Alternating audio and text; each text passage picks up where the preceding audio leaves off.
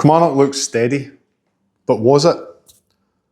Across KA1, KA2 and KA3, the total number of properties in July was exactly the same as that in June.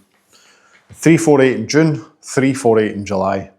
So at first glance, you might think the Kilmarnock market barely moved, but that's why you should never judge a local property market from one headline number. KA1 had a noticeable recovery in sales agreed, KA3 remained the busiest area, but homes took longer to sell. And KA2 shown unusual figures this month because of a reporting area available through our new Rightmove Plus account. It appears to be different from the data that I had access to previously. So this month's Kilmarnock update is not about making dramatic claims, it's about reading the figures properly. Because the market is active, but it is not automatic. There are buyers out there. Sales are still being agreed, but sellers need to understand the direct competition, buyers need to be financially ready, and landlords need to keep tightening up their processes. In this update, I'll cover KA1, KA2 and KA3 separately. Then we'll look at seller's vision, the mortgage update, the landlord's desk, and what I think all this means for the next few months. Let's start with a quick comparison. Across the three areas, there were 348 properties available in July 26. That was exactly the same as the full total in June. New instructions dipped slightly from 142 to 139. Sales agreed increased slightly from 118 to 120, so the wider Kilmarnock picture looks fairly steady. But the individual postcode areas tell much more.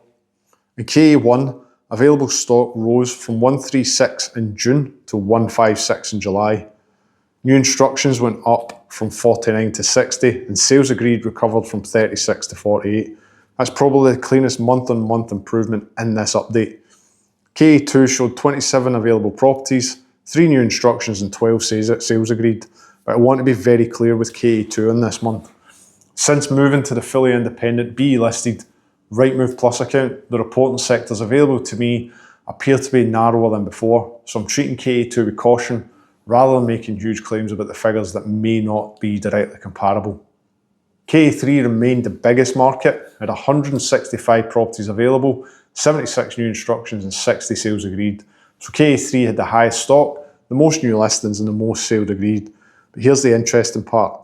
Average days in the market in KA3 increased from 152 to 185 days in July. So if I had to summarise the month quickly, KA1 improved, KA3 stayed busy but slow, KA2 needs new reporting baseline before we overanalyse it. Overall, Kilmarnock market was active, but not simple. Nobody mentions this enough when they talk about local property updates. A market can be active without every property performing well. That is probably the most useful way to describe Kilmarnock in July. Across KA1, KA2 and KA3, more sales were agreed in July 26 than in July 25. There were 120 sales agreed in July compared with 111 last July. New instructions were also higher year on year, rising from 126 in July 25 to 139 in July 2026. So we're not looking at a market where buyers have disappeared, but the figures do not suggest that sellers can be casual either. Total stock has held at 348. Buyers have options. And the days in the market figure, especially in KA3, reminds us that some properties are still taking time to find the right buyer. This will change how you see the market. Your property does not compete with every home in Kilmarnock. It competes with the similar homes a buyer is comparing at that moment. That might be 5, 6, 7, 8 properties in the same rough price range. They're looking at price, photographs, condition, location, room sizes, home report details and how quickly they understand the property. That comparison happens before the viewing, so the market can be active and your property can still struggle if the buyers think there's better value elsewhere. That's the difference between the headline market and your actual market. Headline tells us the activity, your direct competition tells us how difficult your sale might be. So let's have a look at KA1. KA1 had 156 properties available in July 2026. That was up from 136 in June and exactly the same as July last year. So stock increased month on month, but it was not unusually high compared with the same point in 2025. New instructions rose from 49 in June to 60 in July. That also tells us more KA1 sellers came to the market during the month. The strongest figure though was sales agreed. Sales agreed increased from 36 in June to 48 in July. That brought KA1 back in line with July last year when there were also 48 sales agreed. And this may surprise you. KA1 had more homes available, more new listings and more sales agreed at the same time. That suggests activity improved across the area, but there is caution. Average days in the market increased from 126 days in June to 153 days in July. That was almost identical to July last year when the average was 152 days. So KA1 was busier, but not necessarily faster. For sellers that matters. You can't just look at the increased sales agreed and assume every home is suddenly easy to sell. The better message is this. KA1 buyers were active in July, but they still took their time. If your property is going to stand out, the launch needs to be strong from day one. That means the right price, good presentation, strong photography, and a clear understanding of what else a buyer can choose instead.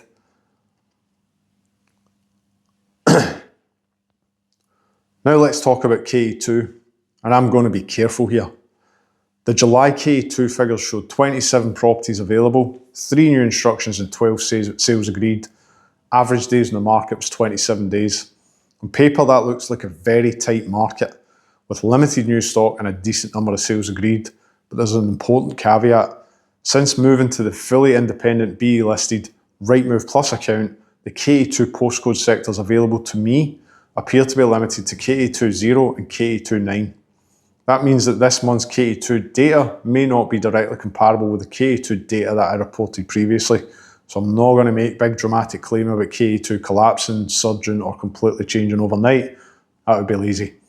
Instead, I'm treating July 26 as the beginning of new KA2 reporting baseline.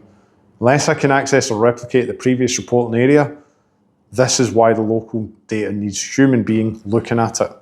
A spreadsheet can show you big movement, but it cannot always tell you whether the market changed or whether the reporting boundary changed. For KA2 sellers, the practical advice is still useful. Focus less on the headline figure and more on your exact competition.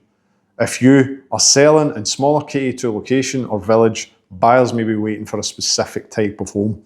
But scarcity only helps if the property is priced, presented and explained properly. For buyers, the message is also simple. The right KA2 home appears, supply is limited, be ready before it comes to the market. Speak to your mortgage broker, know your budget, and do not leave everything until after you've viewed the property that actually suits you. KA3 remained the biggest part of the Kilmarnock market in July. There were 165 properties available, down slightly from 172 in June, and also slightly below 168 recorded in July last year. New instructions increased from 75 in June to 76 in July, so sellers continued to come forward in KA3. Sales agreed eased from 67 in June to 60 in July, but they were still slightly ahead of 58 recorded last July. So KA3 still had the highest number of new instructions and the highest number of sales agreed across the 3 postcode areas. But the number I would watch is days on the market. Average days on the market increased from 152 days to 185 days. That's an extra month worth of selling. That was also slower than July last year when the average was 161 days. This may change how you look at KA3. The area can be busy and still slower at the same time. High activity does not automatically mean fast selling. KA3 had a wide mix of property types, price points, rural areas, suburban areas, and potentially developer or new build activity. So I would not claim that every part of KA3 is behaving the same way. Overall, the message is clear. Buyers are still active in KA3. Sellers are still coming to the market, but buyers have enough choice to take their time. If you're selling in KA3, presentation becomes especially important. You're not trying to get online. You're trying to earn viewing against competing homes that may be similar in price, size, or location. KA3 is still active. It is not forgiven. Let's turn to the practical advice in this month's Seller's Vision. And the advice is different depending on whether you are in KA1, 2, or 3. For KA1 sellers, the message is, do not mistake improved activity for an automatic sale. Sales agreed recovered well in July, but the average time in the market still around 153 days. That means buyers are there, but they still need convinced. Before choosing your asking price, look carefully at the properties that are sitting unsold. Ask yourself, how long have they been on the market? Have they reduced? What do their photographs look like? Is the home report putting buyers off? And is your property clearly better value? For KA2 sellers, the advice is, do not build your whole strategy around this month's headline figures. Because of Rightmove Plus recording issue, KA2 needs to be treated with caution. Instead, look at your exact situation, your village, your street, your property type, your garden, your parking, your school catchment, and your condition. That will tell you more than a postcode level figure that may be based on a narrower reporting area. For KA3 sellers, the advice is respect the competition. KA3 had the most activity, but it also had the slowest average selling times. That means your property needs to earn attention quickly. Good photography matters, decluttering matters, small repairs matter, accurate pricing matters, and the first week of marketing matters. Nobody mentions this enough. A strong launch is not about shouting louder. It is about removing the reasons a buyer might choose another property first. Across all three areas, I would be very careful about pricing high just to leave room for negotiation. Sometimes that gives you room to negotiate, but sometimes it gives your buyers room to ignore you. Now let's look briefly at the mortgage market. At the latest Bank of England decision on the 30th of July 2026, the bank rate was held at 3.75%.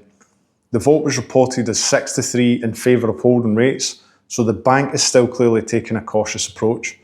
The Bank of England's previous June meeting had also held a bank rate at 3.75, with 2 members voting to increase to 4%. For local buyers and sellers, the practical point is not to try and guess every future rate decision. The practical point is readiness. If you're buying, do not rely on conversation from months ago. Your income might be the same, your deposit might be the same, but lender affordability, product pricing and monthly payments can change. Speak to your mortgage broker before you fall in love with the house, not after. And for sellers, this is really important. The highest offer is not always the strongest offer. An offer is not just a number. You need to understand the buyer behind it. Do they have a property to sell? Is their own sale agreed? Is there a chain? How much deposit do they have? Has the borrowing been checked recently? Are there conditions attached? And how realistic is their timescale?